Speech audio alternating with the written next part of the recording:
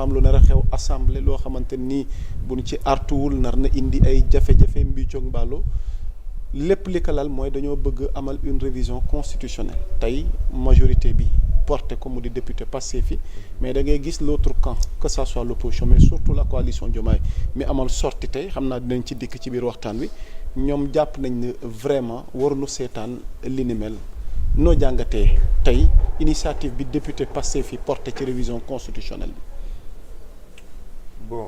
man dans l'ensemble ci point yi ñu tudd yëpp peut-être benn point laa ci gis ni peut-être moo dul arranger coalition Diomaye bi ak Diomaye muy mënootoo nekk président nekk chef de parti wala de coalition parce que loolu bu duggee automatiquement dafay isoler le président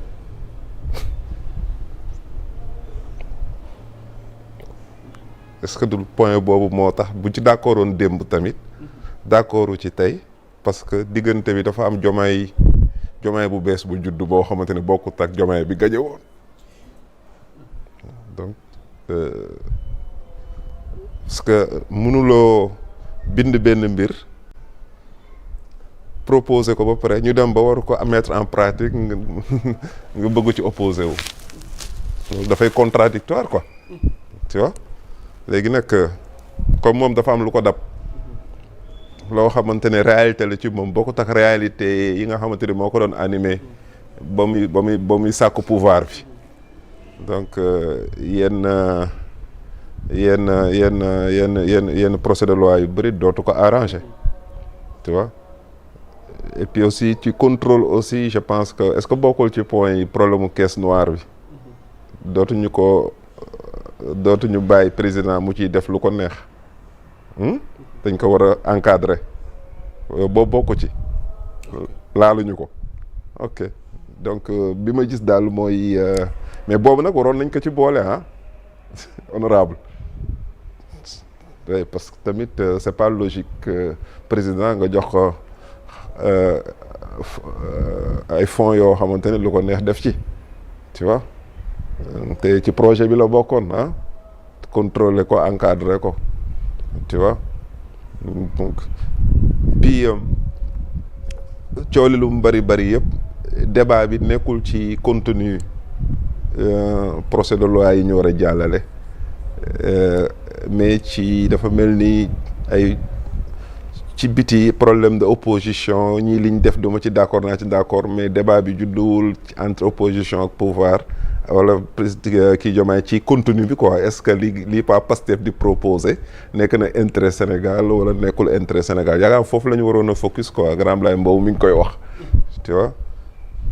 est-ce que tamit jotul yéen au niveau du parlement ngeen am benn télévision parlementaire. Si c'est déjà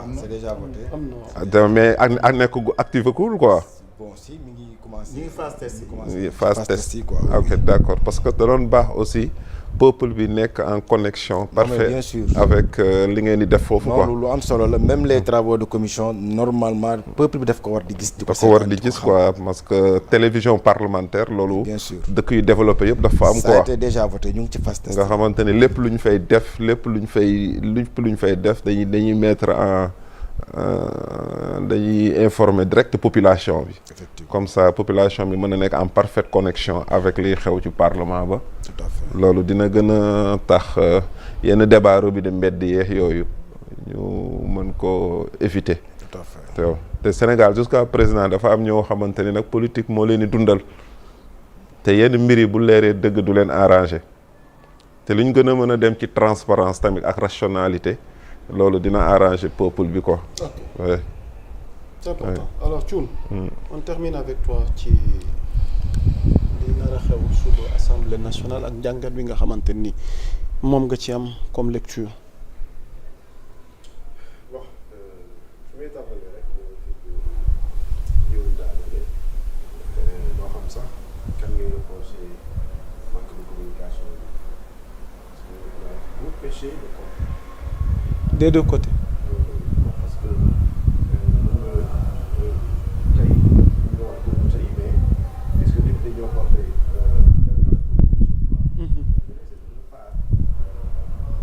parce que tey Sénégalais yi ñu wax ak Sénégalais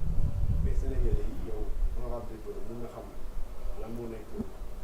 début à la fin seen proposition de loi les Sénégalais xam nañ ko soo Sénégalais yi la majorité des Sénégalais xamuñu lan la ñu soppi xamuñu ko moo tax si keneen waxee ne oui dañ koy nëpp dañ koy nëpp ok parce qu'il n'y a pas une communication et la communication est très importante mais à la limite aussi obligatoire. est-ce que du looloo tax député Pastef yi wala tey le parti Pastef à travers ses députés tey ku mel ni Amadou Ba doon am lu ñuy leeralal askan wi ci seen sortie pour revenir en détail ci quintessence wala les tenants et les aboutissants de cette loi. mais le point de presse comme conférence de presse mënul nekk la seule occasion pour ça li ko wax député nekk tey nekk ci plateau bi loolu la ñeneen nit waroon nekk ci plateau bi ñu déchiffrer article par article constitution bi nii la mel lii lañ ci bëgg a soppi parce que lii lañ jàpp ne jamono fii la toll et bu duggee li lay yokk ci réew mi su boobaa Sénégalais buy déglu ñun xam nañ li xew par exemple tey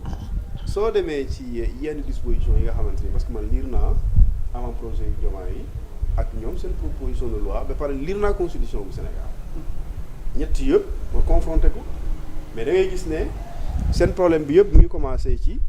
bu ñu commencé di roccante pouvoir foofu la coow bi commencé parce que Diomaye par exemple dans l'article 38 de l'avant-projet et vous dans votre article 38 c'est la même chose mooy dans l'avant-projet bi Diomaye jox conseil constitutionnel am na fu mu waxee ne d'accord léegi président bu faloo mënatul nekk président de parti ni de coalition mais mën na nekk am lu ñu tuddee titre honorifique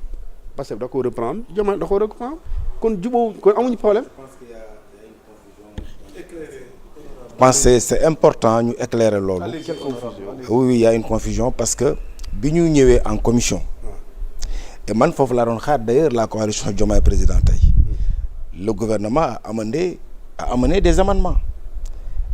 yi nga xam ne gouvernement bi andi na ko dafa bëgg ñu retirer alinéa 2 de l'article 38 buy wax ci lu jëm ci wàllu chef de parti boo nekkee président de la République tu ne peux pas être chef de parti ni jiite coalition de partis politiques qui fait partie. Vous l'avez pas rendu public. On n'a pas rendu public quoi. li ngay wax ni yéen li ngeen gis man li may wax damay wax sur la base. Oui, c'est ce que non je vais terminer. Non, je vais terminer par rapport à ça. Xam nga mënuñ inventer lu ñu gisul aussi. Non, loolu laa lay expliquer. C'est-à-dire moo tax aussi may préciser waat. C'est-à-dire le manque de communication. ñun suñu proposition dañu sukkandiku parce que bi ñu waxee waxu te fan la affaire bi tàmbalee déjà bi ñu waxee waxu modification article par rapport au code électoral ci le président de la République rendre public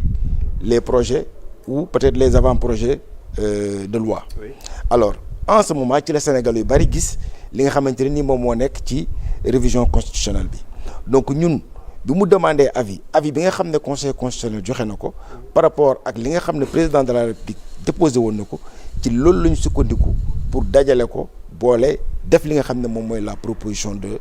réforme de la constitution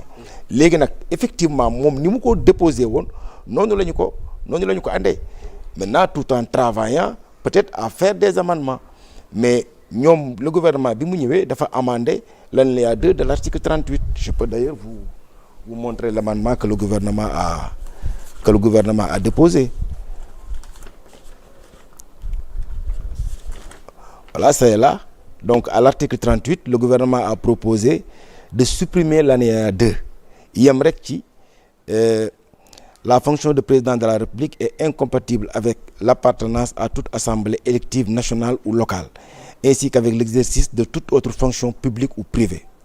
Donc il ne peut participer à aucune campagne électorale, sauf s'il est candidat à sa réélection. Toutefois, le président de la République peut être membre d'académie dans un domaine du savoir. Donc alinéa 2 boobu ñu bëgg ñu supprimer ko moom moo interdire à ce que le président de la République puisse véritablement être président de parti politique wala jiite coalition de partis politiques.